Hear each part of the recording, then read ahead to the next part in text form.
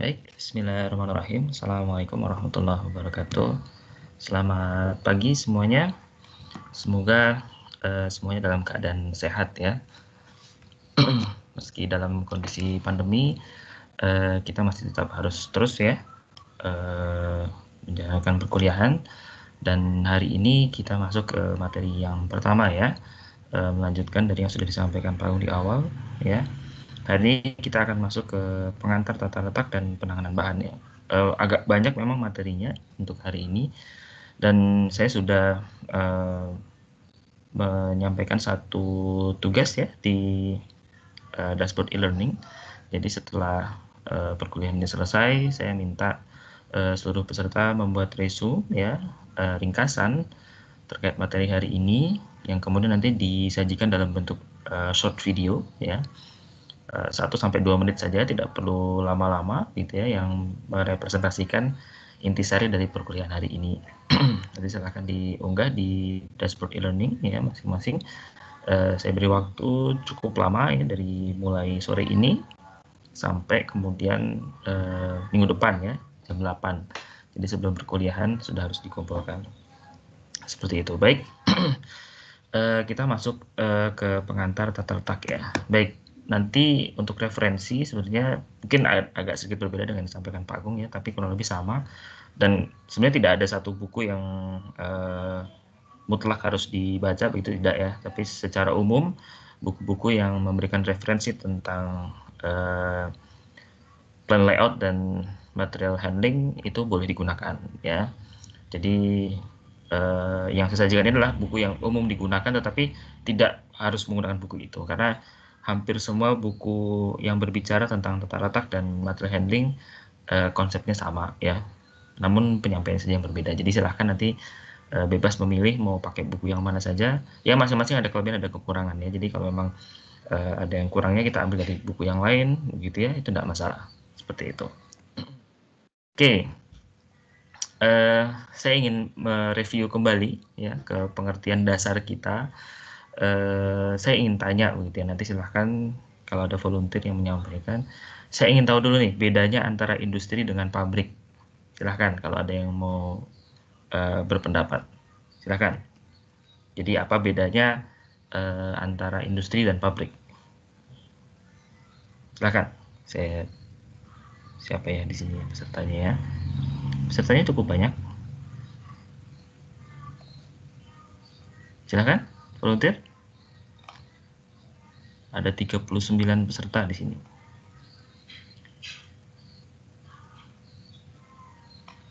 Ya, silahkan. Atau saya tunjuk ya. Oke, saya tunjuk deh. Sekarang hari apa ya? Hari Kamis. Hari Kamis itu hari keempat. Peserta keempat. 1, 2, 3, 4. Ayu Permata ada?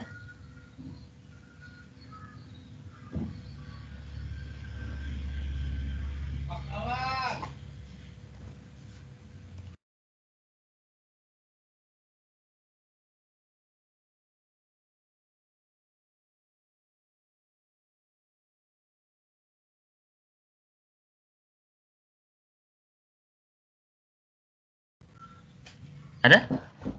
Mana nih Ayu Permata nih?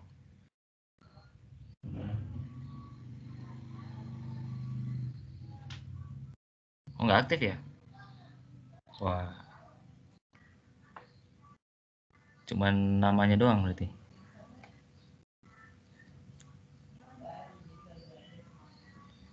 Dina Aziza?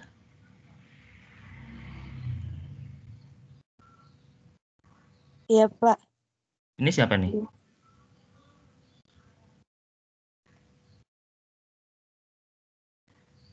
Bentar, Pak.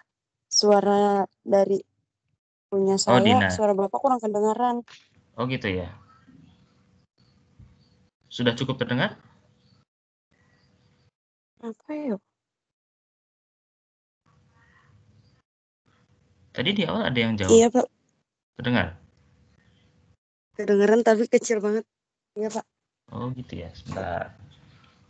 Kendalanya di saya atau di kamu ya? Yang lain terdengar nggak suara saya? Sepertinya di saya, Pak. Dengar, Pak. Soalnya Jelas, Jelas, Pak. Jelas, Pak. Jelas, Pak. sepertinya di saya, Pak. Oh, ya kamu settingnya coba di soundnya dikeraskan atau gimana coba. Ulun masuk pakai HP. Ini Ulun mau join pakai laptop dulu, Pak. Tapi Oke, silahkan join dulu pakai laptop. Oke, yang lain. Siapa nih? Menyampaikan pendapatnya perbedaan antara industri dan pabrik. Bedanya apa? Nadia, Pak. Mau ini kalau Nadia, industri oke, itu silakan. ya. Kalau industri itu kegiatannya, Pak. Kalau pabrik itu tempatnya. Oke. Kalau industri kegiatannya, Ya, kegiatan mengolah barang belum jadi menjadi barang setengah jadi atau barang yang sudah jadi. Kalau pabrik itu tempat industrinya. Oke. Oke, terima kasih Nadia. Yang lain, silakan. Izin menjawab, Pak. Siapa nih? Satria Bagus. Satria Bagus, oke ya. Kalau industri, setahu saya biasanya memproduksi bahan baku, bahan mentahnya. Kalau pabrik biasanya produknya, Pak. Jadi kalau industri mengolah bahan bakunya, sementara kalau Pabrik bahan jadi baku. barang jadi. Oke. Ya, terima kasih Mas Satria. Ada lagi yang lain? Ada?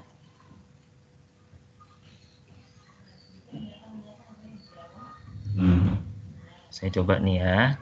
Nisa Hidayah. Ada?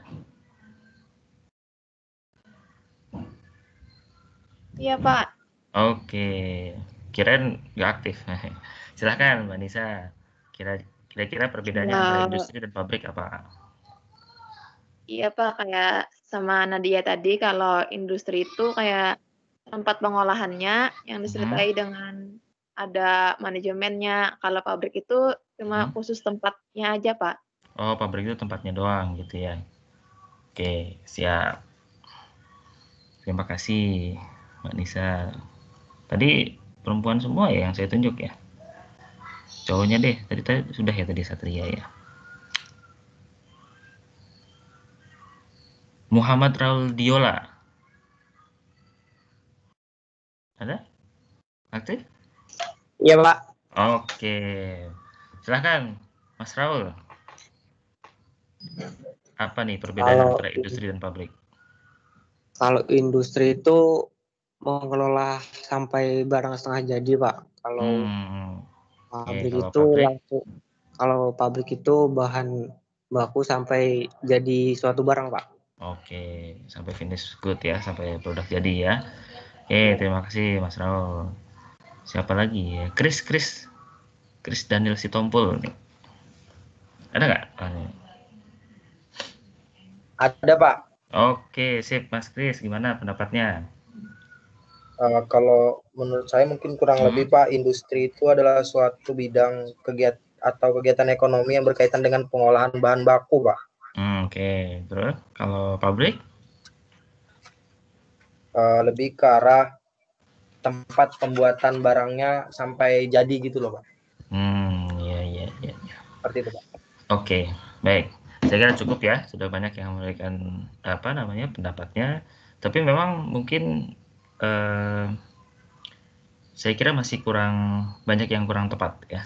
Jadi sebenarnya antara industri ataupun pabrik itu tidak bisa dibedakan dari hasil produknya ya. Kalau tadi kan banyak yang bilang industri ini lebih banyak mengolah kepada bahan baku gitu ya. Sementara pabrik ke produk jadi. Belum tentu juga, jadi banyak industri yang kemudian memproduksi barang setengah jadi gitu ya. Dan mungkin ada juga pabrik yang mengelola sampai hanya sebatas ke produk setengah jadi. Jadi tidak bisa dipisah seperti itu ya. Jadi memang kalau kita bicara tentang dua hal gitu ya, antara industri dan pabrik, ini memang agak sedikit berbeda gitu ya. Nah, konsep industri gitu ya, konsep industri itu adalah suatu framework yang memang melingkupi dari totally proses begitu ya, dari mulai kemudian gabungan dari sumber daya, kemudian di dalamnya ada proses, dan kemudian di dalamnya sampai ke outputnya dalam berupa produk ataupun jasa, gitu ya. Contoh misalnya, kalau kita menyebut seperti dengan kata industri, itu cocoknya adalah industri, contoh nih ya, ini industri pangan misalnya, atau industri gula, industri perbankan misalnya. Nah itu lebih kepada sifatnya kumpulan dari beberapa activity yang mungkin di dalamnya ada pabrik, ada beberapa perusahaan, gitu ya. Itu disebut dengan industri. Sementara kalau kita bicara tentang pabrik, gitu ya, pabrik itu nanti akan lebih kepada penguatannya ke single organization ya, ke satu organisasi yang kemudian dia memproduksi satu produk ataupun jasa ya, seperti itu. Nah, jadi memang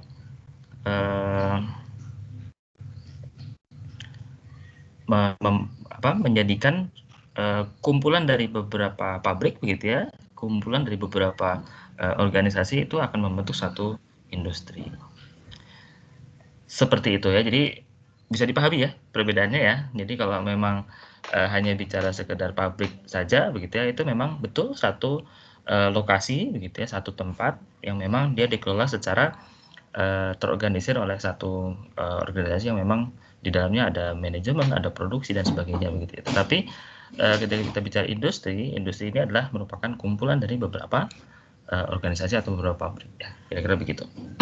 Walaupun di dalamnya tidak ada hubungan gitu ya. Contoh misalnya nih kita bicara misalnya industri tepung terigu misalnya ya. Tepung terigu nggak mungkin semua pabrik tepung terigu itu berkoordinasi, tidak mungkin, mereka bahkan berkompetisi begitu ya. Tetapi secara global gitu ya, kita bisa menyebut itu sebagai suatu industri tepung terigu ya. Jadi memang kalau kita bicara secara makro gitu ya, secara makro itu berarti levelnya regional atau negara begitu ya, maka performa itu akan diukur secara berbasis industri ya. Tetapi kalau kita bicara secara mikro gitu ya, dalam satu perusahaan atau dalam satu organisasi, maka kita bicaranya bukan lagi industri, tetapi kita akan berbicara tentang ya levelnya mungkin company ya, perusahaan ataupun fasilitasnya di pabrik gitu ya. Nah, kita akan masuk ke pabrik begitu ya. Nah, pabrik itu sendiri itu sebenarnya bagian kecil begitu ya dari satu organisasi yang bentuknya adalah fasilitas begitu ya. Bentuknya fasilitas. Sebenarnya ada yang masuk.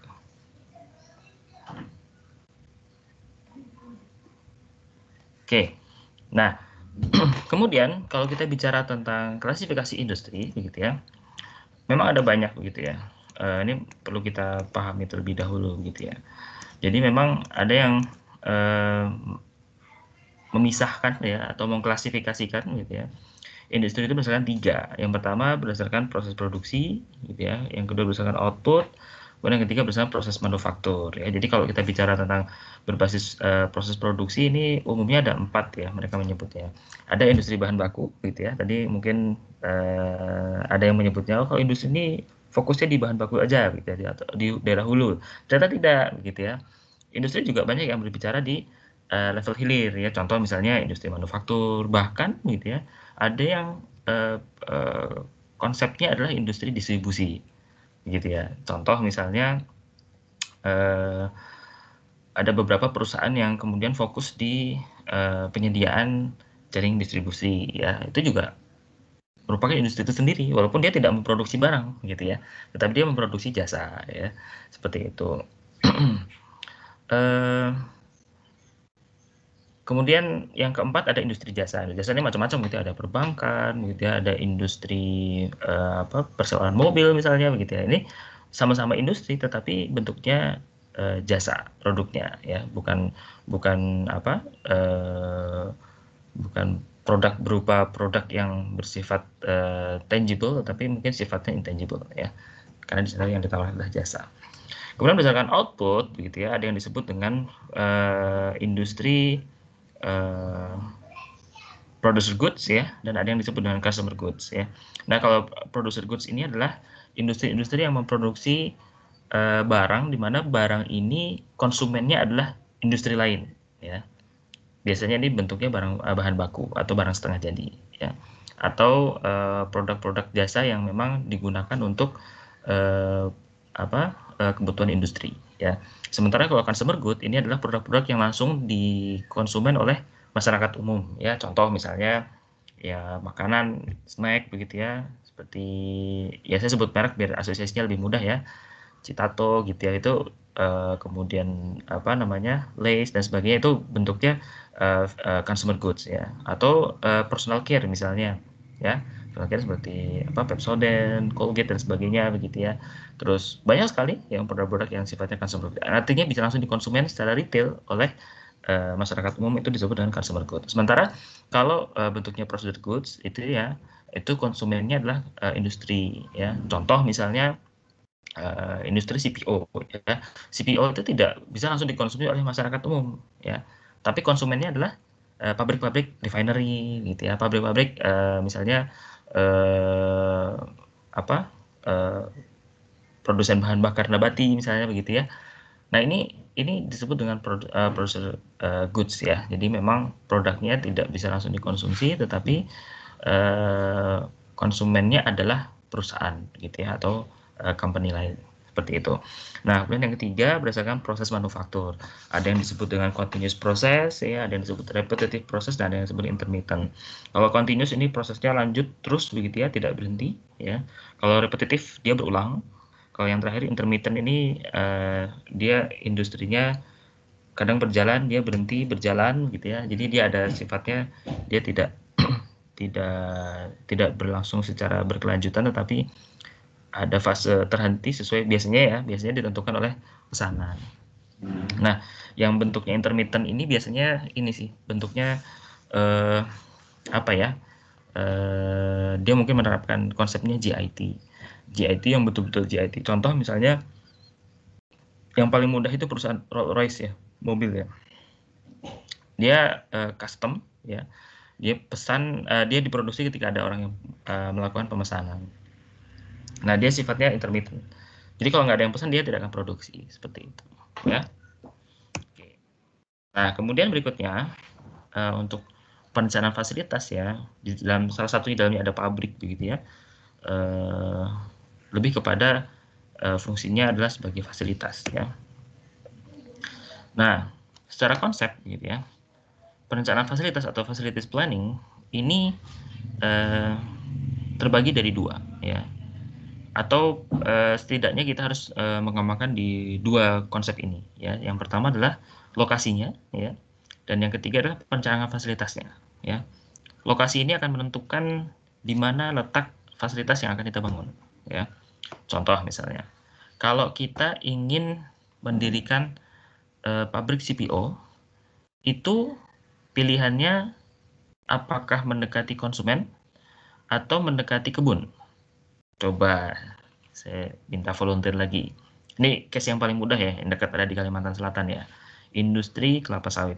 Kalau kita sebagai investor ingin membangun pabrik membangun pabrik CPO ya, kira-kira kita akan membangun pabrik ini di dekat kebun kelapa sawit atau di dekat konsumen di kota? Ada yang mau memberikan pendapat? Silahkan. Di dekat kebun kelapa sawit, Pak. Izin memberikan tanggapan. Satria atau David? Vincent, Pak. Oh, David. Oke. Mas David, di dekat kebun ya. Kenapa di dekat kebun? Karena untuk yang pertama untuk mempermudah dari bahan bakunya seperti itu, Pak, dari sawit. Oke, betul ya. Oke, betul ya. Jadi kalau ini sesuai dengan karakteristik dari materialnya. Kita ini bedanya dengan teknik industri ya. Kita ada pertaniannya ya. Jadi kita mempertimbangkan materialnya betul-betul. Jadi kalau kita melihat konsep seperti kelapa sawit, maka konsep pembangunan pemilihan lokasi fasilitasnya adalah kita lihat dulu nih, kelapa sawit ini gimana ya karakteristiknya. Oh, ternyata kelapa sawit itu tidak bisa diproses kalau lebih dari 1 hari. Kalau 1 kali 24 jamnya lewat begitu ya, maka kualitas dari TBS itu akan menurun ya, karena akan meningkatkan kadar asam lemak bebasnya atau FFA ya, free fatty acid ya. Seperti itu. Oleh karena itu maka kalau pabriknya dibangun di kota gitu ya, butuh berapa lama transportasinya. Lebih dari 1x24 jam bisa habis di tengah jalan ya mutunya. Maka kalau jauh dari kebun, maka quality dari CPO-nya sudah bisa dipastikan akan turun. Tentunya kita akan kehilangan value ya, dan tentunya kita akan merugi seperti itu. Karena itu maka pemilihannya akan didekatkan kepada perkebunan ya. Jadi jangan sampai salah pilih gitu ya. Nanti ini baru kasus satu ya di di industri kelapa sawit yang sangat mudah sekali. Kemudian kalau kita misalnya ingin membangun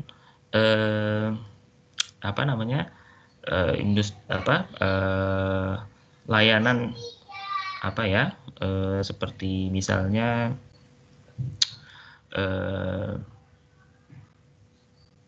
yang ada di kota itu apa ya supaya mudah asosiasinya ya. Contoh misalnya nih, kalau kita ingin membangun jasa sewa mobil misalnya begitu ya, itu pilihannya mungkin akan lari ke kota begitu ya. Kenapa? Karena mungkin marketnya itu banyak di sana begitu ya. Nggak mungkin kita bangun industri persewaan mobil itu di desa. Mungkin bisa, tetapi mungkin lompatan untuk bisnisnya akan sangat lambat begitu ya. Jadi orang mungkin akan memilih di kota. Contoh lain misalnya kita ingin memilih industri retail ya. Kalau kita ingin buka supermarket misalnya, apakah kita lari mendekati ke sumbernya di kebun-kebun di desa? Tentu tidak begitu ya. Tapi kalau kita mau buka supermarket, kita pasti akan mendekati ke pasar ya. Nah, ini akan sangat menentukan lokasi dari fasilitas yang akan kita bangun ya, seperti itu. Nah, kemudian ketika kita bicara perancangan fasilitas, apa saja yang perlu kita bangun dalam lokasi yang sudah kita tentukan, maka ada 3 yang perlu kita pertimbangkan. Pertama ya, 1, perencanaan atau perancangan struktur bangunan. Ini nanti kaitannya dengan teman-teman di sipil ya. Konstruksinya, strukturnya seperti apa, harus tingkat atau tidak, kan begitu ya. Harus buka basement atau tidak, atau nanti bentuknya seperti apa, split level dan sebagainya ya. Harus menggunakan model bentuknya nanti, luasannya berapa dan sebagainya. Itu nanti ini bicara tentang perancangan struktur bangunan ya. Kita pakai konstruksi baja atau kita pakai beton misalnya begitu ya. Ini pilihan nanti. Ini tergantung dari material nanti seperti apa dan bentuknya seperti apa ya. Yang kedua, kita perlu melakukan perancangan terhadap tata fasilitas produksi. Ini yang sering disebut dengan plan layout ya. Jadi kalau kita punya pabrik kemudian harus dikembangkan menjadi sarana produksi, di dalamnya tuh bentuknya seperti apa begitu ya. Ini kaitannya nanti dengan proses ya, dengan proses produksi. Semua dikaitkan dengan proses produksi. Kemudian yang ketiga, terkait dengan perancangan sistem pemindahan material atau yang dikenal dengan material handling. Jadi memang tata letak dan penanganan bahan itu tidak bisa dilepaskan begitu ya. Itu satu keterkaitan materi yang sangat kuat begitu ya. Karena kalau kita sudah merencanakan sebuah plan layout, maka selanjutnya kita harus berbicara tentang bagaimana kita melakukan pemindahan material ya, atau material movement-nya harus direncanakan agar apa? Agar kegiatan produksinya bisa efisien ya, kira-kira seperti itu. Nah, ini ada beberapa prinsip dasar ya dalam perencanaan fasilitas. Yang pertama adalah prinsip integrasi secara total. Jadi kita dalam membangun fasilitas itu nggak boleh setengah-setengah. Artinya kita harus punya master plan ya. Kalaupun nanti ada pengembangan, itu sudah difikirkan. Artinya jangan sampai kita membangun fasilitas itu di tengah jalan kemudian harus melakukan renovasi besar-besaran agar fasilitas tersebut bisa berjalan dengan normal ya. Artinya tidak boleh ada shutdown di tengah jalan ya, karena ini akan mengganggu produksi, akan mengganggu cash flow ya secara keuangan, dan tentunya ini tidak diharapkan oleh para investor ya, atau diharapkan oleh si pemilik perusahaan, ataupun kalaupun kita yang memiliki perusahaan itu tidak menginginkan adanya proses perhentian operasi gitu ya. Kenapa? Karena 1 jam 2 jam berhenti operasi ada cost yang harus dikeluarkan gitu ya, ada opportunity yang harus kita lewatkan begitu. Oleh karena itu maka fasilitas itu harus dikembangkan berbasis prinsip integrasi ya. Jadi semuanya harus dipikirkan. Tidak boleh ada gangguan di kemudian hari. Kemudian berikutnya prinsip jarak permintaan material yang paling minimum. Jadi sebisa mungkin material itu tidak berpindah jauh-jauh, gitu ya. Contoh misalnya kita punya lahan 2 hektar begitu ya. Kita mau buat pabrik tahu, tapi kita punya tanah nih 2 hektar. Padahal pabriknya cuma pabrik tahu. Simpel kan pabrik tahu. Nah jangan sampai jarak misalnya pengupasan kedelai dengan pencucian kedelai itu jaraknya 500 meter. Buat apa? Ya. Jadi memang prinsipnya adalah jarak itu harus seminimal mungkin, ya. Konsiderasinya adalah jangan sampai jarak itu kemudian mengganggu operasional dalam satu stasiun, ya. Terlalu mepet juga nggak baik gitu ya, tapi diukur yang paling efisien. Tapi terlalu jauh juga tidak baik gitu ya. Kenapa? Karena akan terbuang waktu, biaya juga akan semakin besar dan seterusnya, ya. Yang ketiga, prinsip aliran dari suatu proses kerja, hindari backtracking, cross movement dan congestion, ya. Jadi backtracking itu kalau udah maju mundur lagi itu tidak boleh, ya. Jadi kalau sudah maju ya sebisa mungkin terus maju. Kalaupun dia harus kembali ke mendekati ke proses yang lama, itu bentuknya harus U-shape gitu ya. Tidak boleh cross movement. Kalaupun ada cross movement, sebenarnya masih diperbolehkan, harus split level. Ya, dia bersilangan alirannya, tapi dia harus split level. Misalnya yang di bawah cross level dengan yang lantai 2 itu masih diperbolehkan. Mau nggak mau nanti harus ada tenaga yang mengirim ke lantai 2 atau dikirim ke lantai pertama begitu ya. Seperti itu. Congestion itu semacam bottleneck begitu ya. Ini harus dihindari. Jadi kalau memang prosesnya ada yang lebih lama, maka dia harus dibuat beberapa jalur begitu ya. Nah ini nanti dibahas di sesi yang lain ya.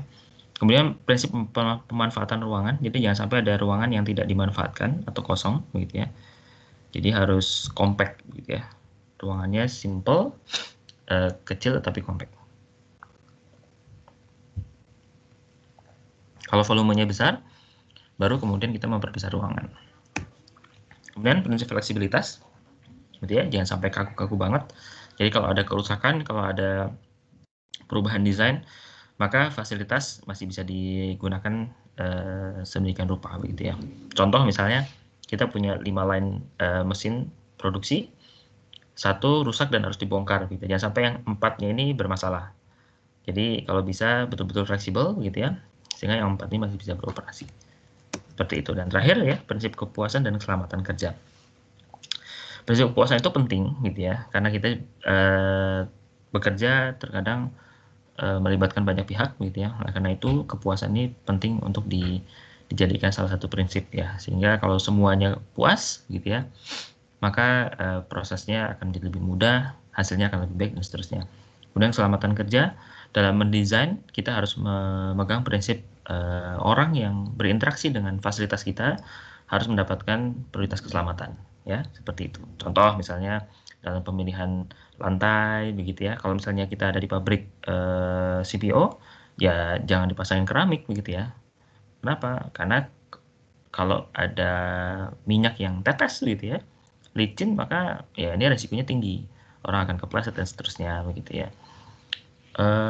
Kemudian banyak ya kasus keselamatan kerja, nanti ada perkuliahannya sendiri, nanti silahkan didiskusikan di sana. Tapi dalam pengembangan fasilitas kita harus memperhatikan itu ya. Oleh karena itu kalau nanti kalian berangkat magang gitu ya ke perusahaan, maka di sana akan terlihat dengan jelas gitu ya.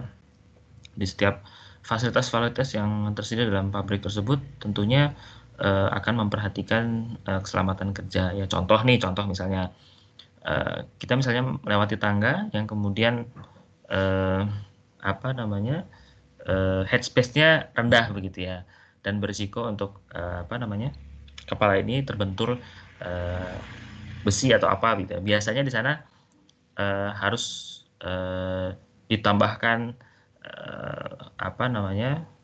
zebra hitam kuning misalnya begitu ya untuk peringatan. Nah, kalau sampai menemui yang seperti ini berarti desainnya ini tidak memperhatikan keselamatan kerja begitu ya. Karena memang orang bekerja itu terkadang tidak melihat begitu di atas. Jadi sebisa mungkin headspace-nya ya ideal itu ya 2 meter atau 2,5 meter begitu ya, sehingga orang masih relatif aman untuk melewati jalur tersebut ya. Seperti itu. Kalaupun memang nanti tidak bisa begitu ya, memang sudah tidak mungkin dilakukan untuk adanya memberikan space lagi ya, mau tidak mau nanti kita harus memberikan sign aids ya, tanda-tanda peringatan yang membuat karyawan itu aware dengan oh ini bahaya nih, misalnya ada panas, ada ketinggian yang lebih rendah misalnya begitu ya, supaya tidak jatuh, kepala tidak terbentur misalnya dan seterusnya. Itu nanti ada pendekatan-pendekatan sendiri sehingga fasilitas itu aman gitu ya, digunakan oleh operator ya, seperti itu. Nah, beberapa tujuan ya dalam perencanaan fasilitas ya. Yang pertama, kalau tidak direncanakan, cost itu akan terus naik gitu ya, dan limbah akan semakin banyak. Nah, dengan ada perencanaan fasilitas, maka kita ingin menurunkan biaya dan menurunkan potensi timbulnya waste ya. Waste ini tidak hanya dalam bentuk limbah cair, limbah padat, limbah gas ya, tetapi limbah-limbah lainnya ya, limbah waktu ya, kemudian limbah fasilitas yang harusnya bisa digunakan ini tidak bisa digunakan dan seterusnya ya. Kemudian kita ingin meningkatkan profit dan produktivitas ya. Dengan ada perencanaan fasilitas, maka profit bisa semakin meningkat dan produktivitas juga semakin meningkat. Selanjutnya, kita dapat menurunkan idle time dan mengurangi adanya bottleneck ya. Idle time itu akibat ada penumpukan ya, sehingga flow-nya tidak lancar dan ini akan menghambat kinerja ya. Kerugian pasti akan terjadi ya, cost akan meningkat ya, dan kemungkinan fatality juga ada di sana ya kalau terus terjadi bottleneck. Kalau yang sifatnya material padatan mungkin secara fatality bisa dikendalikan ya, relatif bisa dikendalikan. Contoh misalnya produk mie instan gitu ya. Mungkin kalian pernah jalan ke Indofood ya, melihat proses produksinya. Kalau terjadi bottleneck, paling-paling yang terjadi adalah menumpuk ya mie instannya. Itu tidak akan terjadi fatality. Tidak ada kejadian yang sifatnya resikonya besar gitu ya. Tetapi kalau yang sifatnya fluid ya, itu berbahaya begitu ya, cukup berbahaya. Contoh misalnya di pabrik susu UHT misalnya ya, kalau overflow begitu ya, ini pengendaliannya susah dan kerugiannya cukup besar begitu ya.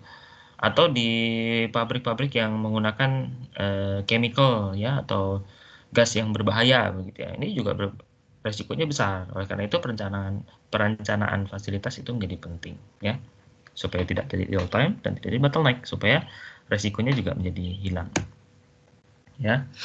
Kemudian yang keempat adalah mengurangi kontak antara produk dan manusia sebagai operator ya. Dengan perencanaan fasilitas maka kita bisa mengurangi kontak ya. Kenapa? Apalagi kita bicara tentang pertanian ya, yang concernnya adalah food ya, dan kalaupun tidak food yang sifatnya non food ya, itu juga berupaya untuk menjauhkan koneksi dengan operator ya. Kenapa? Kalau food biasanya kalau udah kontak dengan human itu akan memberikan potensi kontaminasi dan ini tidak diharapkan ya. Dan yang terakhir adalah melakukan optimasi terhadap sumber daya yang kita miliki ya. Nah, untuk model yang umum untuk tata letak ini ada 3 ya, yang sangat umum sekali. Yang pertama namanya proses layout ya.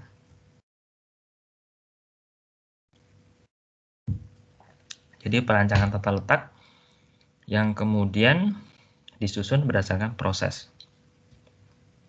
Jadi biasanya mesin atau fasilitas stasiun produksi ini disusun berdasarkan kelompoknya masing-masing sesuai dengan proses yang dilakukan oleh mesin tersebut. Bentuknya seperti apa? Seperti ini ya. Contohnya yang sebelah kiri ya. Ini adalah layout untuk perpustakaan ya. Ini contoh yang sederhana sekali. Jadi ada buku referensi nih ya sebelah kiri ya, reference section ya. Kemudian ada counter staff ya, kemudian ada area untuk fotokopi ya. Kemudian untuk membaca ya, study desk ya, dan sebagainya. Nah, ini adalah fungsinya masing-masing area itu berbeda ya. Ini fungsinya untuk menyimpan buku, khusus untuk buku referensi, handbook gitu ya. Kemudian buku-buku yang sifatnya menjadi sumber utama. Ini untuk peminjaman buku misalnya begitu ya, dan sebagainya. Ini komputer untuk akses buku online, atau kemudian kita harus mendownload jurnal dan sebagainya begitu ya. Nah, ini fungsi ini masing-masing sifatnya diam, dan kalau anggota perpustakaan ini akan menggunakan, maka dia akan melakukan perjalanan ya. Oleh karena itu flow-nya ya abstrak begitu ya. Tergantung orangnya dia mau kemana. Oleh karena ini jalurnya nampak sangat abstrak sekali ya. Seperti itu. Nah, ini namanya proses layout ya. Kalau kita ingin meminjam buku, mungkin tidak semua fasilitas digunakan ya. Jadi tergantung dari produknya yang akan digunakan seperti apa.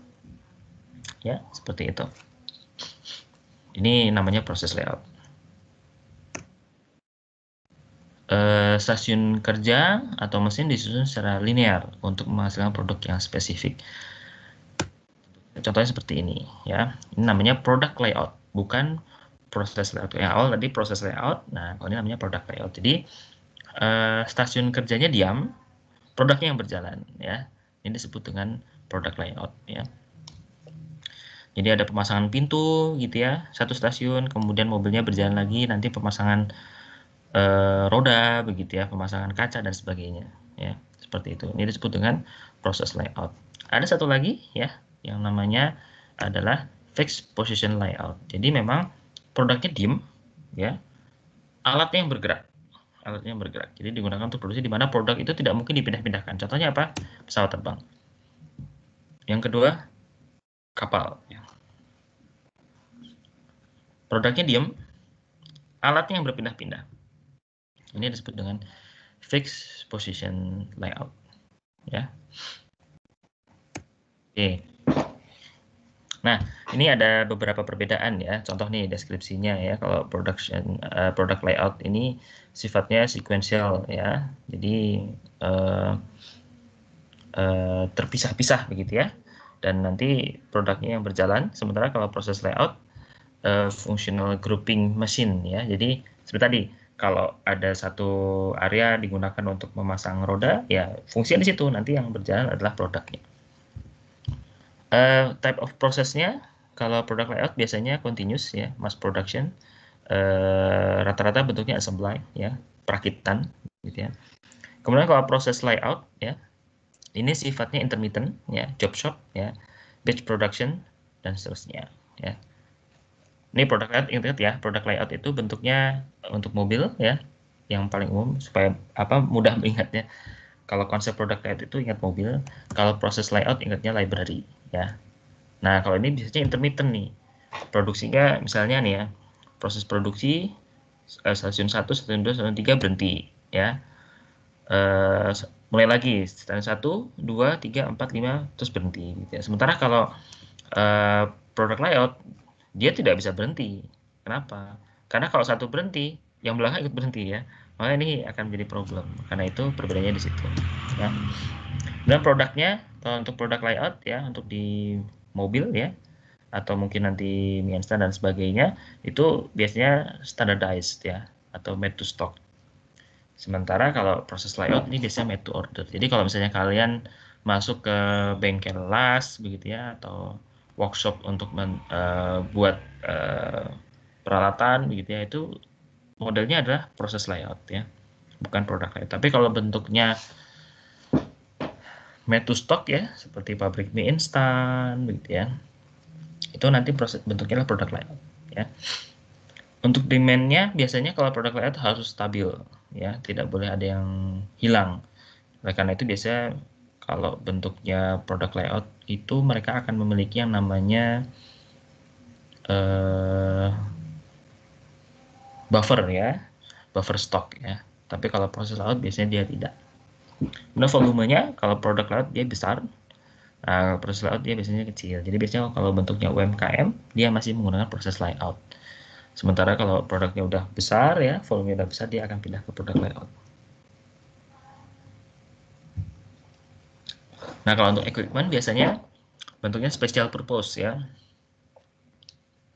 Tadi di mobil ya, untuk pasang pintu dia alatnya khusus. Kalau untuk ngecat juga khusus gitu ya. Pasang roda juga khusus dan seterusnya. Sementara kalau proses layout biasanya general. Tempat pencucian ya, semua pencucian bisa dilakukan di situ.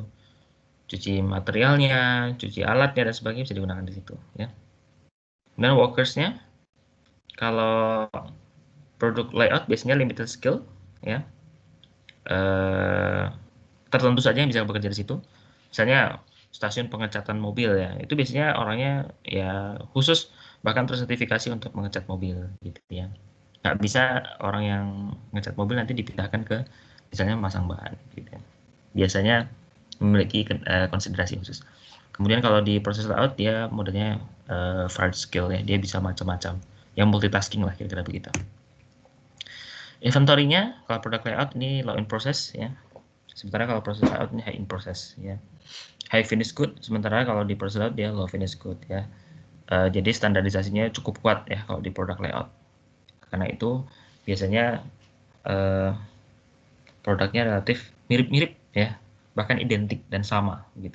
Sementara kalau proses layout produknya bisa beda-beda. Contoh misalnya ya, kalau orang punya pabrik tahu biasanya bentuknya proses layout ya. Nah, proses layout ini bentuknya kadang-kadang nggak sama gitu ya. Coba aja ukur bentuk tahu, kadang-kadang beda-beda kan begitu. Kecuali kalau bentuknya sudah prosesnya sudah menggunakan produk layout, biasanya ukurannya bisa sama begitu ya, warnanya bisa sama dan seterusnya. Storage space-nya biasanya kalau untuk produk layout dia small ya, kecil, sebenarnya proses layout dia besar. Untuk material handling-nya ya, kalau produk layout karena dia line ya, satu line begitu, maka dia bisa menggunakan conveyor seperti mobil tadi ya, atau di Indofood ya, dia pakai conveyor. Sementara kalau proses layout dia menggunakan forklift biasanya, yang umum ya, atau ya tenaga manusia diangkut gitu ya.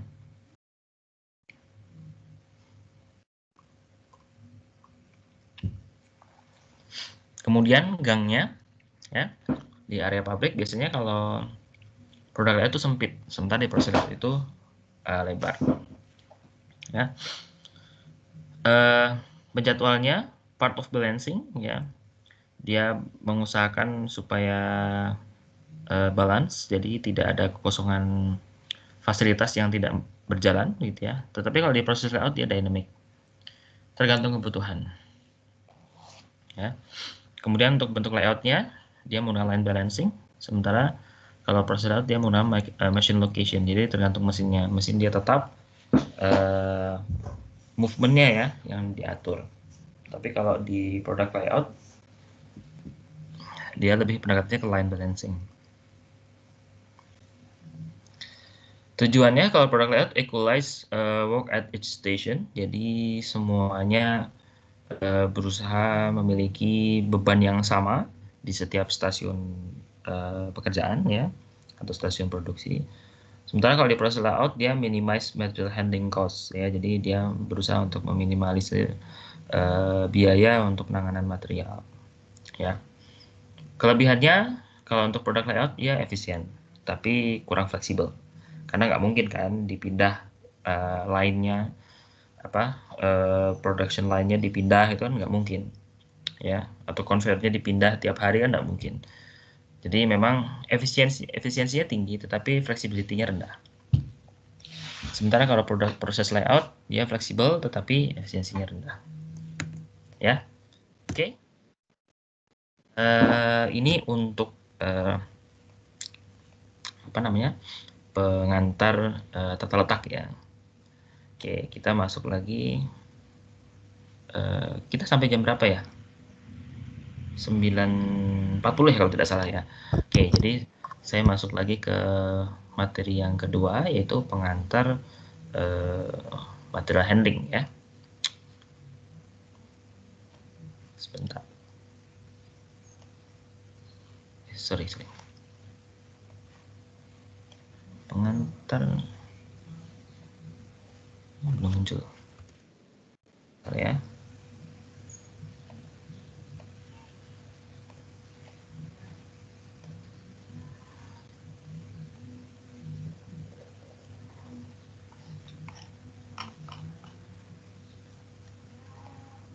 Oke ya. Nah, ini pengantar tentang material handling ya, atau penanganan bahan. Oke. Baik. Ya. Jadi memang ketika kita bicara tentang tadi layout ya, itu nanti erat kaitannya dengan material handling ya. Nah, ini ada 3 gambar ya. Semuanya berbicara tentang material handling ya, sama ya. Yang sebelah kiri ini kita lihat di supermarket ya. Kemudian di bagian tengah ini ada aktivitas logging ya. Kemudian sebelah kanan ini di bagian warehouse ya. Oke, warehouse. Ada 3 penampakan yang cukup berbeda, tetapi klasifikasinya masih penanganan bahan ya. Di sini yang cukup menarik adalah buah-buahan dilindungi dengan spons ya, ini ya, hijau ini ya, apa ini, alpukat atau apa begitu ya, dilindungi oleh spons atau jaring-jaring busa ya. Kemudian ada kardus ya, dan seterusnya. Bagian tengah ini ada kayu yang sudah terpotong ya, sudah ditebang begitu ya. Kemudian dengan bantuan eskavator ya, untuk memindahkan potongan logging ini ya. Kemudian yang ketiga ini ada conveyor ya. Jadi ketiga ini memang beberapa contoh ya material handling ya. Nah, memang jadi material handling ini akan sangat mendukung dari kegiatan yang mungkin kita kenal dengan kegiatan rantai pasok ya. Jadi mengantar satu titik ke titik berikutnya, kemudian dari titik berikutnya ke titik berikutnya lagi begitu ya. Ini kuncinya di situ. Jadi memindahkan dari satu titik ke titik berikutnya. Itu butuh penanganan. Apalagi materialnya adalah material pertanian. Material pertanian ini karena sifatnya mudah rusak begitu ya, dan dia juga bisa terluka begitu ya. Oleh karena itu penanganannya harus betul-betul diperhatikan secara serius ya. Jadi memang kuncinya adalah perpindahan ya, move ya. Jadi ketika kita bicara material handling ini, kita adalah berbicara tentang perpindahan. Nah, perpindahan ini harus dipikirkan secara baik. Kenapa? Karena akan mempengaruhi tingkat efisiensi begitu ya, peningkatan cost dan sebagainya ya. Karena itu kita memang harus memperhitungkan metode yang terbaik gitu ya. Seperti itu. Nah, kemudian bagaimana material handling ini bisa bekerja ya, macam-macam gitu ya. Tetapi saat ini kita akan mempertimbangkan yang namanya otomatisasi ya. Kemudian information technology gitu ya, automatic identification, lifting equipment, memindahkan dari satu level ke level berikutnya, pindah dari lantai 1 ke lantai 2 begitu ya. Kemudian storage equipment, alat-alat untuk penyimpanan, racking begitu ya, forklift ya, dan sebagainya, conveying equipment, conveyor misalnya begitu ya. Kemudian facility design, ergonomic and safety equipment dan sebagainya. Dan yang terakhir adalah sustainable and green solution. Jadi memang cukup banyak ya ininya, ruang lingkupnya ya, kalau kita bicara tentang material handling, banyak yang perlu kita pertimbangkan. Ini sebagai contoh ya, ini racking misalnya begitu ya. Kemudian ini ada ASRS ya, salah satu alat otomatis ya untuk menyimpan material ya, atau material storage ya. Ini sistemnya otomatis, ini udah nggak pakai orang lagi, tapi semuanya dipantau dengan IT, kemudian didukung dengan robot ya, seperti itu. Ini juga beberapa alat yang banyak digunakan, palletizing ya, untuk memindahkan barang, lifting ya. Nah, ada semacam dongkrak ini dari lantai 1 pindah ke lantai 2 misalnya, dan seterusnya. Ini juga ada beberapa yang menggunakan kerat ya.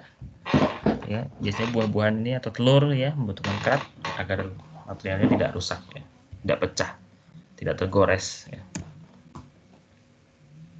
Ini yang sifatnya besar ya, materialnya ya. Ini cookies ya, pabrik kue gitu ya, yang menggunakan konveyor sampai ke warehouse ya, ini bentuk warehouse. Nah, ini ada alat-alat yang digunakan untuk lifting ya. Ini ada forklift atau lift truck ya. Ini ada yang bentuknya kabinet dilengkapi dengan konveyor dan sampai ke perempatan office ya di dalam warehouse. Kemudian fasilitas untuk tracking ya, dan seterusnya.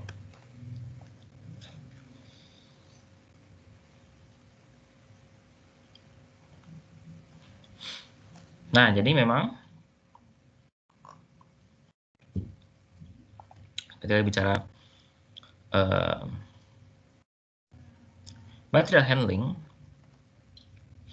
kita akan bicara tentang manufacturing support system. Ya, ini berada di level enterprise. Kemudian ada yang bicara tentang manufacturing system ini di factory level. Ini di pabrik, ini di perusahaan begitu ya.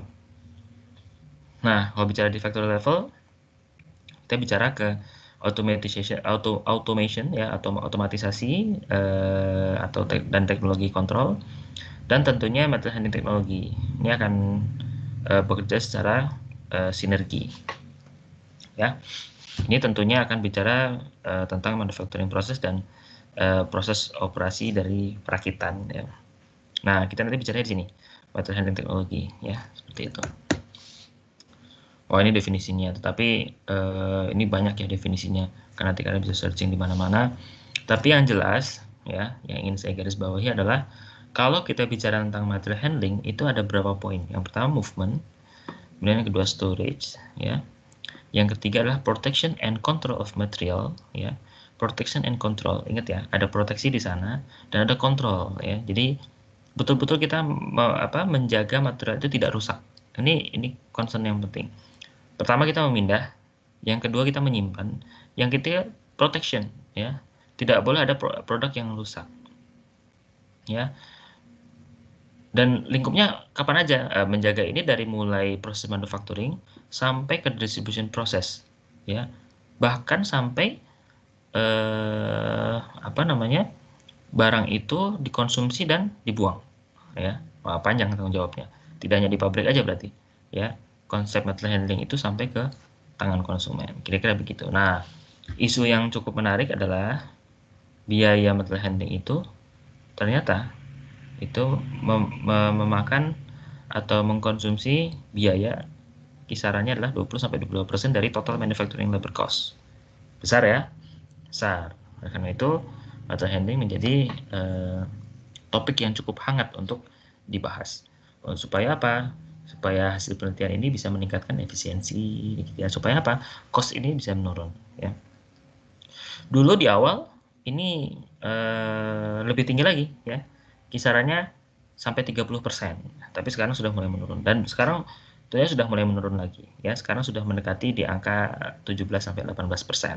Kenapa? Karena sudah otomatisasi, begitu ya. IT sudah populer, begitu ya. Dan teknologi sudah cukup sangat berkembang pesat, begitu ya. Sehingga memang biaya ini bisa ditekan, ya. Nah,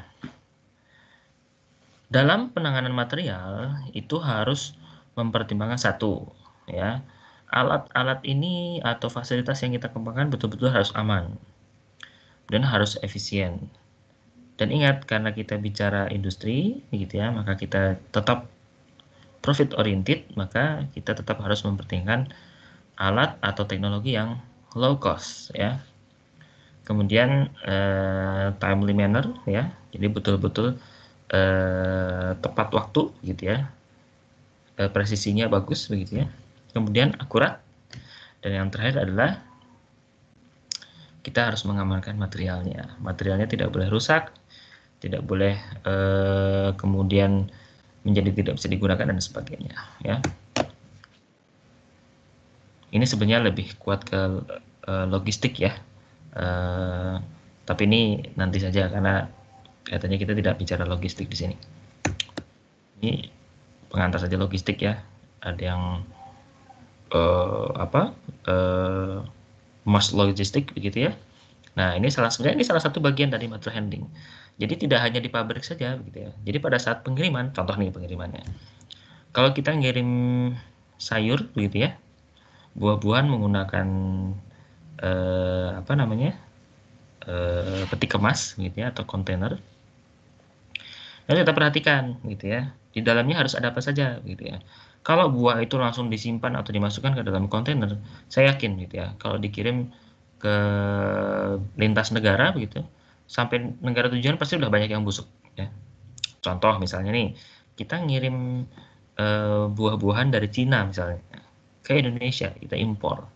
Kok bisa ya sampai Indonesia kok bentuknya masih baik-baik saja begitu ya. Ini ada pendekatan teknologi gitu ya. Apakah ada penyerapan kelembaban begitu ya menggunakan material yang daya serapnya tinggi ya. Contoh misalnya menggunakan silika gel misalnya begitu ya, atau kemudian dilindungi dengan spons begitu ya. Dan banyak teknologinya yang bisa kita gunakan ya. Atau disimpan dalam frozen. Ya, kalau frozen berarti peti kemasnya dilengkapi dengan refrigerator ya. Banyak yang menggunakan seperti itu dan sebagainya ya. Ini bagian dari material handling. Nah, ini beberapa kategori alat-alat yang digunakan dalam material handling ya. Ada yang namanya material transport equipment ya. Ini untuk memindahkan material dari satu titik ke titik yang lain di dalam satu fasilitas ya. Ini contohnya misalnya conveyor ya. Storage ya. Ini alat storage ini ya racking begitu ya atau floor stock begitu ya. Ini juga salah satu kategori di alat-alat material handling ya. Kalau storage ini ya truck seperti racking ya. Rak gitu ya, kemudian ada lift truck misalnya atau forklift dan sebagainya. Unitizing equipment ini tergantung ya. Ini merefer ke kontainer untuk penanganan material begitu ya. Kemudian ada yang namanya alat-alat yang digunakan untuk memasukkan ke dalam kontainer ya. Ini unitizing equipment. Contoh misalnya palet begitu ya. Palet ini namanya unitizing equipment. Ya. Biasanya kalau sudah masuk ke warehouse itu hitungannya satu palet ya.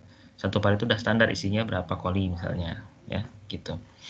Terus ada yang namanya identification and tracking system ya. Ini alat-alat yang digunakan untuk melakukan identifikasi material ya. Contoh kalau sekarang dalam pabrik itu ada barcode ya. Ada alat scanningnya, ada handheld gitu ya. Kemudian ada layar petunjuknya gitu ya, dan seterusnya. Ini kategori dari material handling equipment ya. Nah, dalam melakukan desain terhadap material handling itu harus memperhatikan 4 hal. Yang pertama material karakteristik ya. Jadi karakteristik dari materialnya seperti apa. Yang kedua flow rate ya, aliran materialnya, routing ya, rutenya, perjalanan materialnya seperti apa, dan scheduling ya, product schedule-nya seperti apa. Dan plan layout. Dan yang keempat adalah unit load principle tadi yang saya bilang ya, perhitungan yang digunakan dalam material handling itu apa, per unitnya itu apa, per palet kah gitu ya, atau per box kah atau apa gitu ya. Ini harus disepakati dalam penanganan bahan supaya apa, supaya enak ya. Contoh nih material karakteristik ya, padat, cair, gas dan sebagainya, ukurannya berapa, beratnya berapa, bentuknya seperti apa, panjang, tipis ya, kemudian bentuknya bulky misalnya, atau kondisinya seperti apa, panas, dingin, basah begitu ya, atau seperti apa.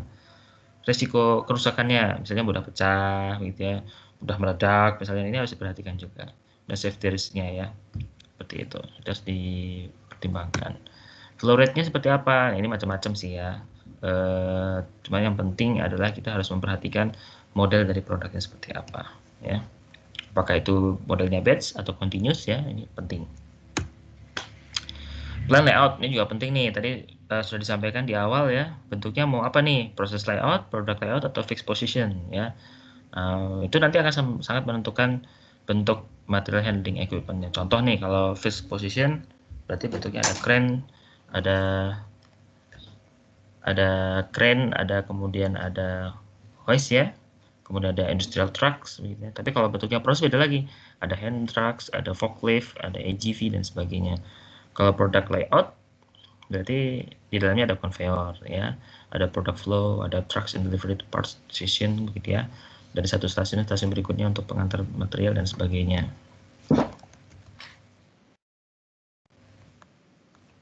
Oke, berikutnya ini unit load principle-nya seperti yang saya sampaikan tadi.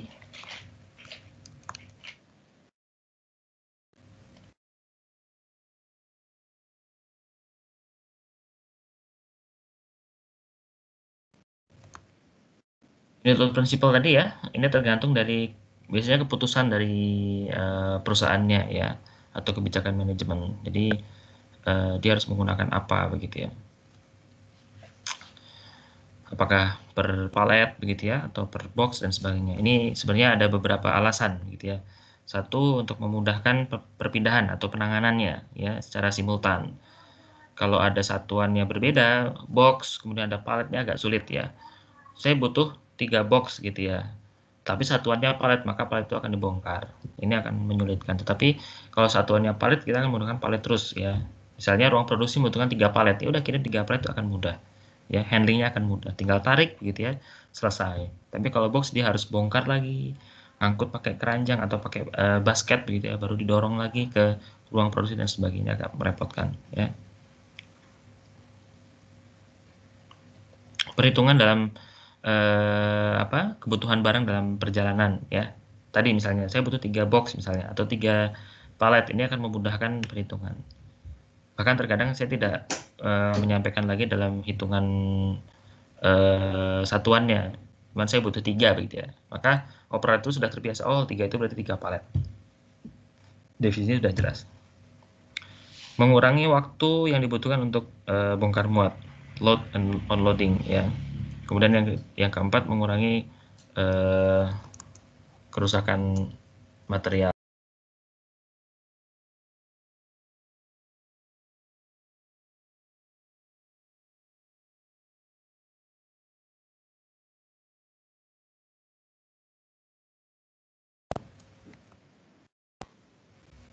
Oke, nih contohnya ya, unit load principle-nya ada bentuk palet, bentuknya wooden palet ya, atau plastik palet ya.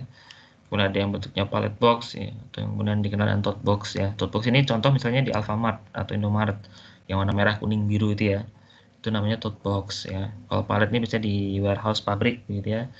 Palet box ini biasanya di pabrik-pabrik yang dia memiliki material bentuknya curah ya. Misalnya di pabrik susu misalnya ya, susu bubuk itu dikirim kalau dalam bentuk bulky biasanya dalam bentuknya palet box seperti ini ya. Dalamnya ada plastiknya, di kantong plastik gitu ya, transparan, kemudian dalam bentuk box kemudian ditutup ya, di seal di atasnya seperti itu. Nah, bentuknya biasanya untuk material transfer equipment-nya ya macam-macam nih. Ada industrial trucks ya, kemudian ada AGV atau automated gate vehicles ya, dia unmanned vehicle ya, dia nggak ada orangnya, dia mengandalkan sensor ya, sensor garis biasanya. Kemudian ada yang namanya monorail dan outer rail gate vehicle ya, jadi kereta atau truknya berjalan menggunakan rel ya, conveyor dan cranes ya. Ini contoh industrial trucks-nya ya, ini yang manual bentuknya ya. Ini kalau kalian belanja di toko-toko grosir ya, biasanya akan menemukan alat seperti ini. Saya sebut saja Alfamart misalnya seperti itu, atau Indogrosir, karena mudah menemukan alat seperti ini ya. Kemudian yang ada juga yang dikenal dengan walkie truck ya, ini dia agak semi mesin ya, semi manual begitu ya, dan ini ada yang full mesin ya, forklift, lift truck dan sebagainya. Ada juga yang namanya towing tractor, ini contohnya kalau di bandara ya. Di bandara itu kalau misalnya mengangkut bagasi ya, mungkin kalian pernah perhatikan itu ada yang namanya towing tractor ya. Ini trailernya bisa ditambah sampai 5, 8 bahkan sampai 10 kalau tidak salah ya, seperti itu. Ada yang namanya AGV ya, Automated Gear Vehicles ya. Ini biasanya nggak ada orangnya, dia pakai sensor ya, seperti ini pakai sensor ya. Jadi kalau ada orang di depan ada orang, dia akan berhenti. Nah biasanya dia mengikuti line di bawahnya ini ada petunjuk garis ya, garis kuning atau hitam biasanya. Nah nanti sensornya akan membaca line ini ya, seperti itu. Kemudian ada monorail ya, bentuknya seperti ini ya, seperti crane tapi dia bisa bergeser gitu ya. Conveyor system begini ya, macam-macam jenisnya conveyor system.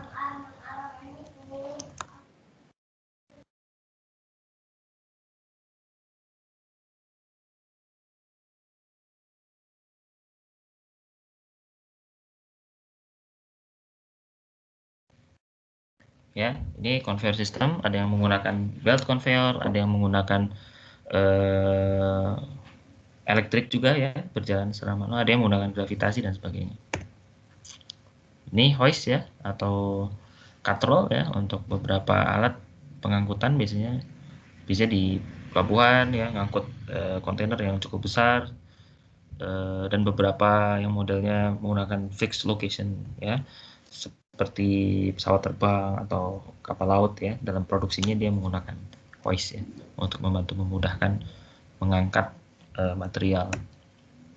Ini ada bridge crane ya, ini biasanya di pelabuhan yang paling sering mudah ditemui ya, bridge crane dan seperti itu. Jadi dua hal yang cukup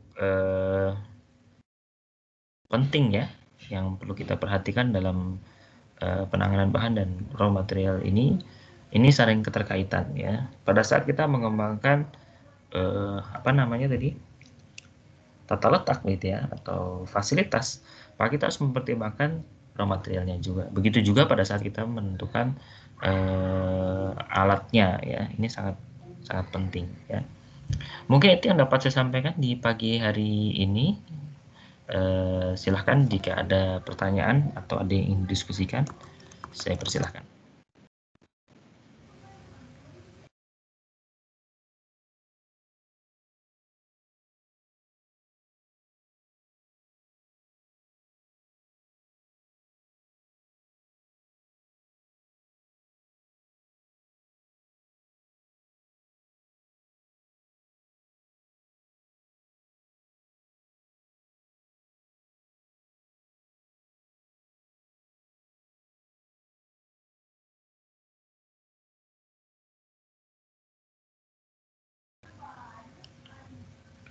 Oke, ada yang ditanyakan atau didiskusikan? Saya ingin bertanya, Pak. Oke, silakan. Jadi kemarin itu ada belajar materi just in time, Pak. Oke. Nah, di dalam materinya itu disebutkan bahwa komponen just in time SDM-nya fleksibel, pekerjaannya itu fleksibel. Berarti pekerja ini sangat cocok untuk di proses layout lah, Pak, yang skill-nya itu multitasking, memanfaatkan pekerja itu dengan semaksimal mungkin. Kalau di proses produk layout itu kan, Pak, skill-nya limited. Benar begitu loh. Betul. Ya, betul. Jadi memang ya. Nah, memang saya mengikuti juga sih di diskusi di grup ya. Cuman saya nggak komen. Just in time itu sebenarnya lebih kepada framework ya. Jadi konsep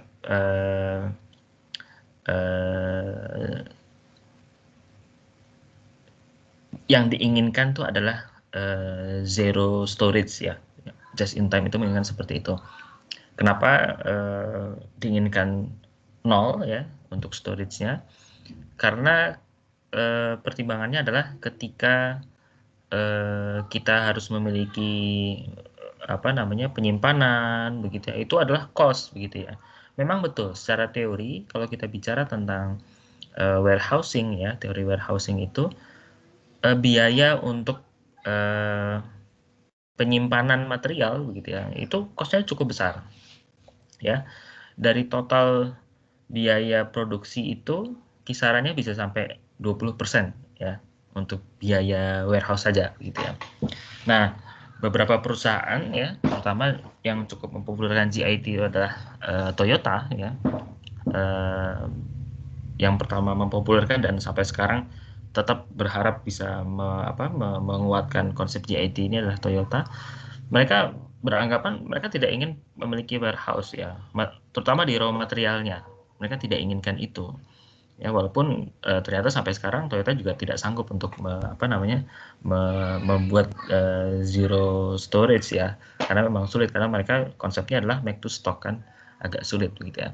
Berbeda ketika memang kita melihat tadi saya contohkan tadi Rolls-Royce ya, yang betul-betul full GIT. Mereka tidak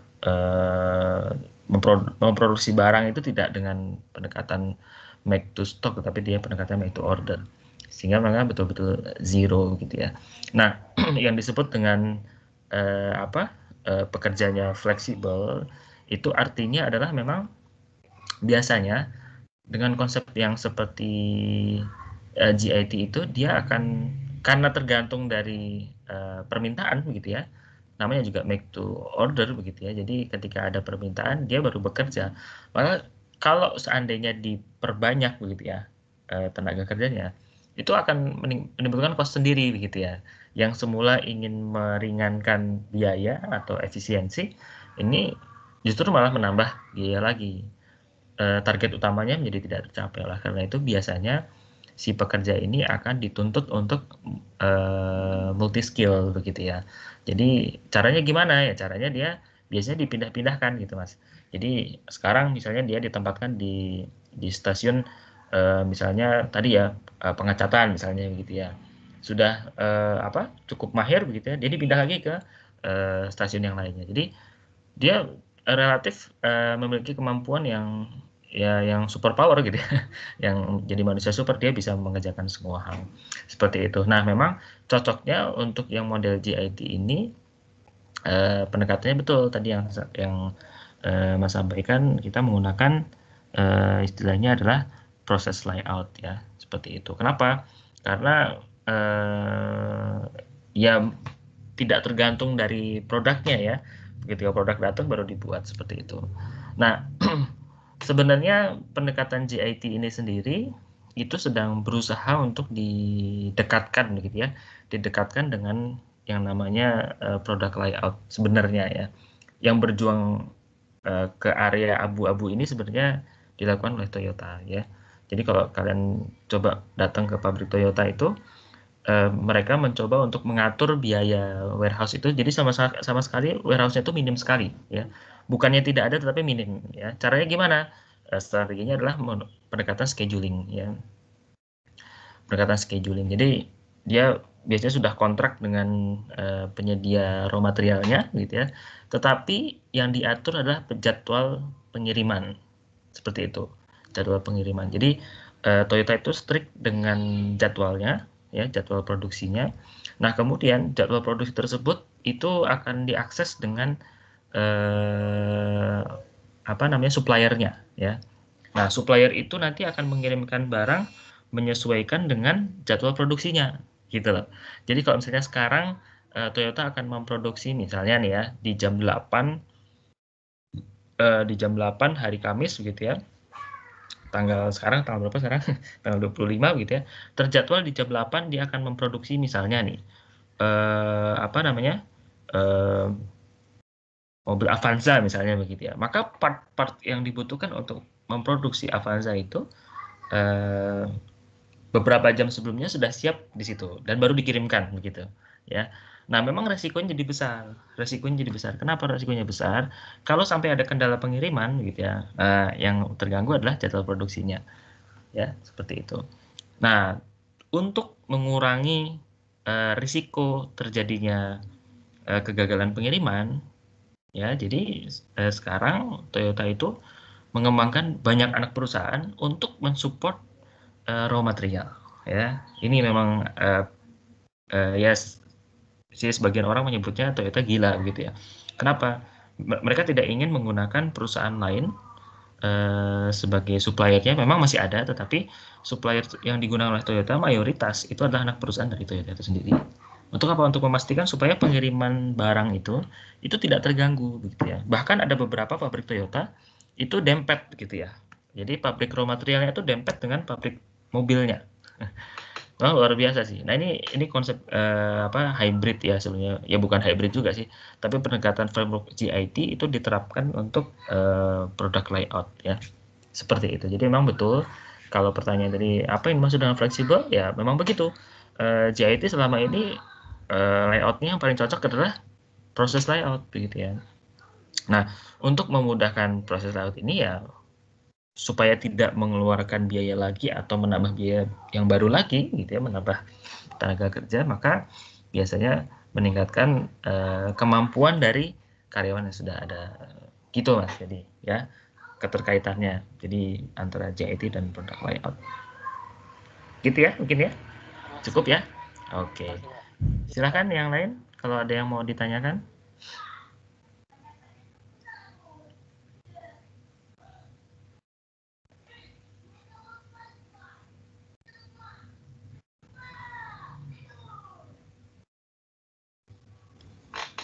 Izin bertanya, Pak. Oke. Ini siapa ya? Suci, Pak. Suci Latifah ya. Oke, silahkan. Mengenai penanganan bahan itu kan pemindahan dari satu titik ke titik lainnya. Ya, betul. Kan saya di industrinya industri pangan itu tuh pabrik roti, toko roti kecil gitu, Pak. Terus movement antara bahan baku sama tempat produksinya tuh kayak paling 1 langkah 2 langkah itu termasuk perpindahan penanganan bahan atau tidak, Pak? Terima kasih, Pak. Ya, masih termasuk walaupun 1 langkah ya. Even 1 langkah perpindahan material itu masih kategorinya adalah penanganan bahan. Sekarang saya tanya, gimana caranya memindahkan dari 1 langkah tersebut? Metodenya pakai apa? Cuman diambil pakai tangan diangkat gitu aja, Pak. Iya, nah berarti orang itu yang termasuk sebagai yang memiliki fungsi untuk sebagai pemindah material ya. Nah, sekarang begini, itu kan konteksnya masih UMKM ya, masih UMKM. Pindah walaupun 1 langkah ya, gitu ya. 1 langkah, tetapi dia ada kontak manusia, maka itu berisiko sebenarnya. Kalau kita bicara food industry, kalau mungkin nanti kalian bicara ada di teori di mata kuliah yang lain ada yang namanya GMP begitu ya, Good Manufacturing Processes begitu ya, atau GMPS. Itu biasanya berupaya untuk mengurangi kontak dengan operator gitu ya. Nah, untuk mengurangi kontak operator ini biasanya harus ada bantuan alat kan begitu ya. Kalau misalnya nggak boleh dipegang sama oleh orang, ya pakai apa lagi kalau bukan pakai alat. Nah, biasanya alat itu yang kemudian nanti dikembangkan ya. Itu tetap masuk ke kategori penanganan bahan ya. Kalau orangnya benar ya, dia akan menggunakan sarung tangan begitu ya. Menggunakan glove misalnya ya, baik itu plastik atau karet ya, supaya tidak menyentuh materialnya dan seterusnya ya. Jadi meskipun perpindahannya kecil ya, sejengkal pun begitu. Kalau mungkin produknya kita asosiasinya produknya masih gede-gede gitu ya, roti gitu ya kan masih besar-besar tuh. Ada beberapa produksi material yang ukurannya kecil sekali. Contoh misalnya produksi chip gitu ya. Gimana caranya perpindahannya ya? Perpindahannya kecil sekali gitu ya. Nah itu tetap kemudian itu bagian dari material handling ya. Bisa dipahami ya. Secara teori adalah ketika ada perpindahan dari satu ke titik berikutnya, maka itu sudah jatuh ke dalam lingkup material handling gitu ya. Kalau di pabrik ya. Kecuali kalau misalnya kalian bicara tentang transportasi lainnya itu beda lagi. Tapi ini ketika ada satu pola perpindahan ya material dari satu titik ke titik yang lainnya, itu disebut dengan material handling ya. Meskipun contoh misalnya ini masih di dalam satu warehouse ya. Satu warehouse dengan alasan tertentu misalnya produk A itu harus dipindah ke rak yang lainnya. Itu tetap harus dengan pendekatan material handling ya. Walaupun posisinya masih dalam gudang. Ya, seperti itu. Walaupun tidak ada proses lainnya, cuma dipindah doang dengan alasan misalnya mau direnovasi atau mau di penataan lokasinya misalnya begitu ya. Itu tetap material handling ya. Jadi kalau ada material yang akan dipindah itu adalah tanggung jawab dari material handling ya. Gitu ya, Mbak Suci ya. Selama ada perpindahan itu akan melibatkan material handling. Konsep utamanya begitu. Ya, tinggal nanti konteks industrinya saja. Kalau UMKM ya berarti ya sudah, kalau misalnya dekat ya pakai orang aja kan begitu. Tapi tetap konteks prinsip yang digunakan harus pendekatan material handling. Ya, begitu. Saya kira cukup ya, Mbak Cici ya. Yang lain mungkin silakan kalau ada pertanyaan.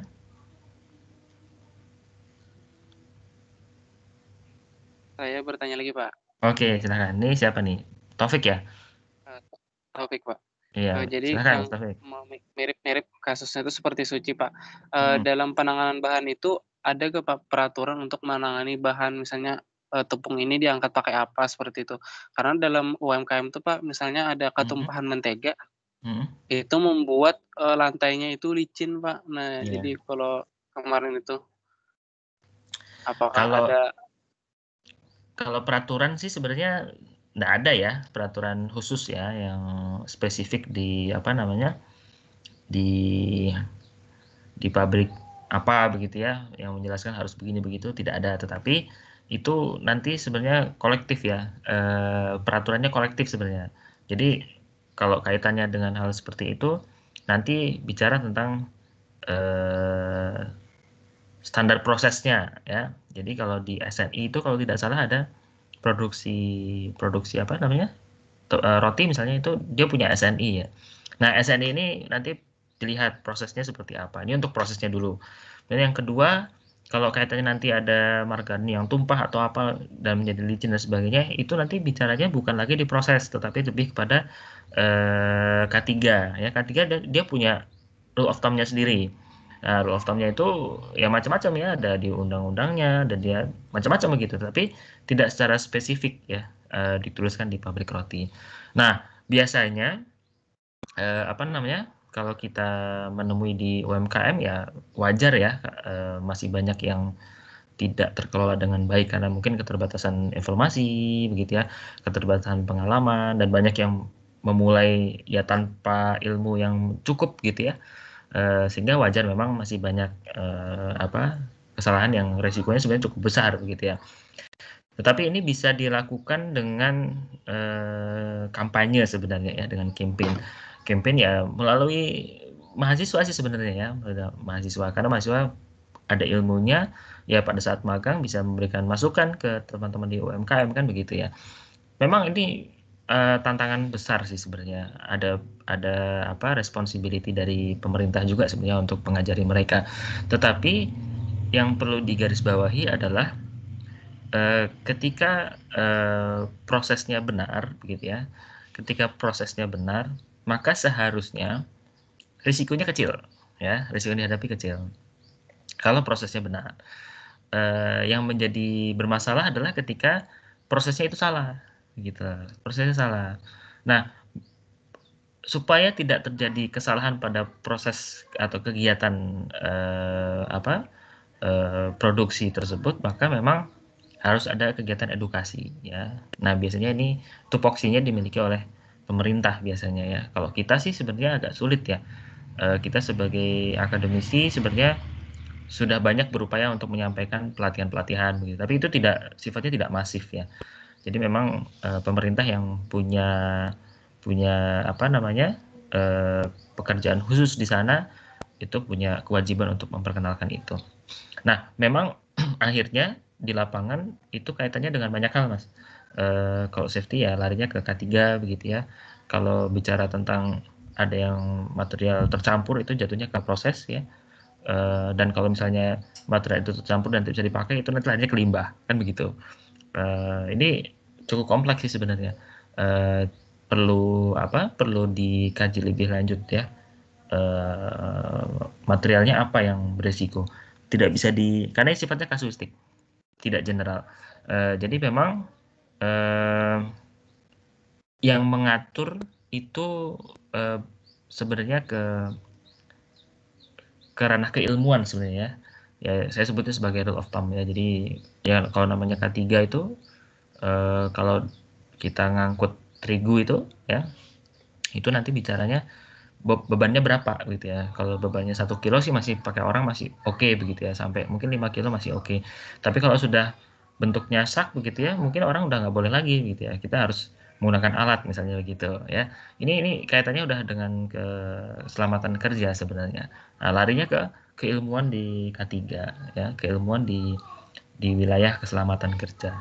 Gitu Mas. Jadi kalau peraturan secara spesifiknya tidak ada, tapi kita mengacu kepada standar-standar yang sudah umum diterapkan ya. Contoh misalnya tadi SNI untuk prosesnya, terus rule of thumb-nya untuk K3 misalnya begitu ya. Karena memang tidak pemerintah mengeluarkan aturan gitu ya. Tapi aturan itu sifatnya masih general ya, tidak spesifik untuk industri roti ya, tidak spesifik untuk industri apa begitu ya.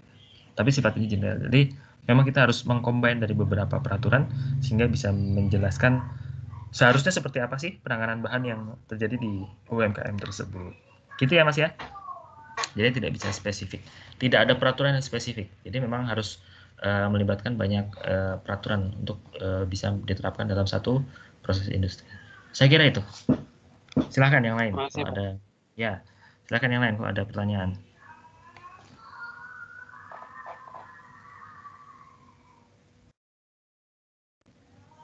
Oke, karena waktunya juga sudah masuk ke 9.42 ya, waktu sudah habis. Saya ingatkan kembali untuk mengisi daftar hadir ya di Simari. Kemudian silahkan dibuat resumenya dalam bentuk atau dalam format video ya, cukup 1-2 menit saja, jangan lama-lama. Kalau lama-lama tidak akan saya nilai ya, cukup 1-2 menit saja, ringkas, padat begitu ya, dan cukup informatif. Saya kira itu pertemuan yang dapat saya sampaikan untuk pertemuan pertama ini. Nanti kita ketemu lagi di hari Senin ya untuk pertemuan yang kedua ya. Nanti kita masuk ke tahapan bagaimana kita memulai untuk mengembangkan atau mendesain sebuah fasilitas di pabrik ya. Terima kasih atas perhatiannya ya. Assalamualaikum warahmatullahi wabarakatuh. Waalaikumsalam. Salam. Terima kasih.